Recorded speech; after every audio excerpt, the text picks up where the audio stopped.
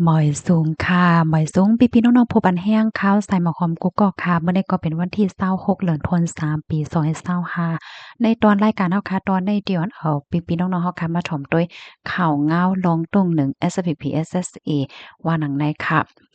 SPP SSA ลงโฮบทบปอมพี่น้องก้นเมืองในนาตีจะเว้งหมาย19เจตอนหมาย11ผมมีปนพรปฏิเมสูงจึงได้ดับซึกจึงได้ SPP SSA อันปักเศร้าตรงหนึ่งไว้ในนาตีอุปเปิงในเจตอนหมาย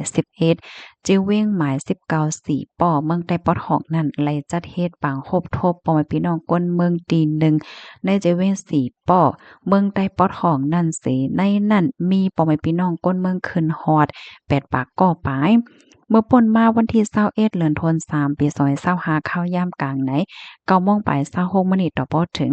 ข้าวยาม3:00นไป16มนั่นค่ะผู้มีปนพรฝ่ายอุปเปิง SPP SSA ในเจตอนหมาย11เจเว้งหมาย19สีป้อนั่นจัดเฮ็ดปางครบทบปล่อยพี่น้องก้นเมืองตีวัดก้องเสียเจ้าวานมูลีเอิ่งก้างหมอเจเว้งหมาย19สีในนั้นมีผู้ใหญ่ก้นหลงแลปอมให้พี่น้องก้นเมืองขึ้นฮอด8ปากปลาย7ก่อเนี่ยค่ะในปางหบทบนั้นเลยเปลี่ยนปลายอบโอ้กันเกี่ยวกับเลยลองการป้ายปิงหยาป้ายอยู่หลีลองตับซึกแลก้นเมืองให้มีลองขอดเลิศพร้อมโฮมกันก้นซึกแลก้นเมืองให้มีลองเปลี่ยนปลายจอยเทียมกันเจ็มเจ้าในเยื่องอ่านลองไล่หบทบปอยพี่น้องก้นเมืองในหนังเฮอปอยพี่น้องก้นเมืองแลตับซึกปอเตเตอร์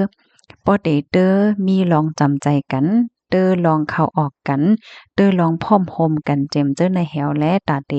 เตอลองคมมือเฮ็ดสร้างนาการกว่า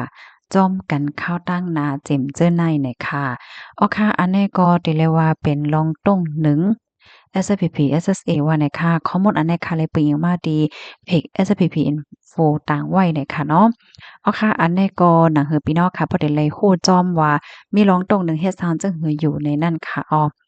ลูกดีในเฮแลกำในค่ะเด็กขย้อนอ่อนพี่น้องค่ะมาถ่อมด้วย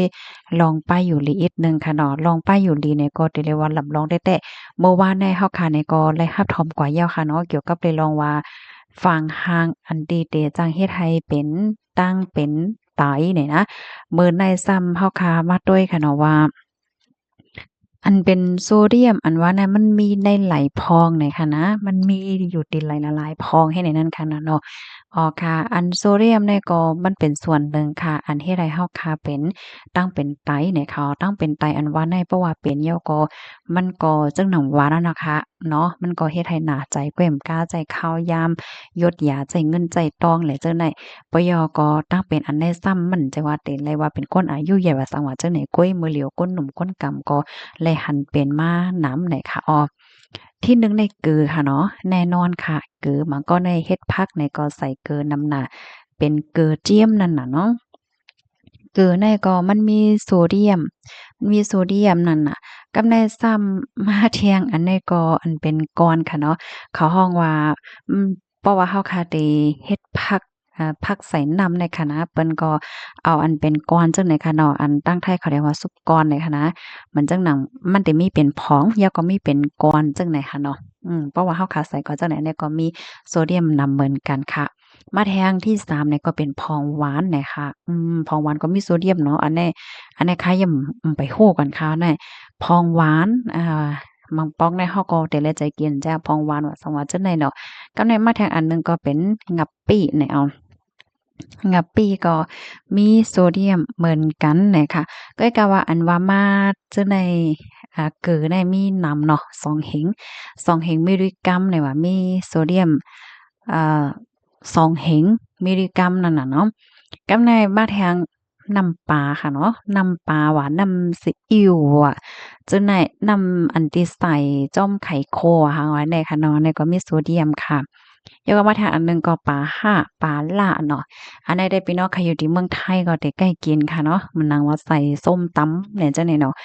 มักสร้างพ่อโกจังไหนนะ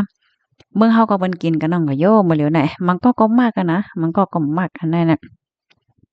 กับในมาแทงค่ะเนาะอันเขาเฮาว่าซอสหอยจังได๋เนาะอันนี้ก็มีโซเดียมเหมือนกัน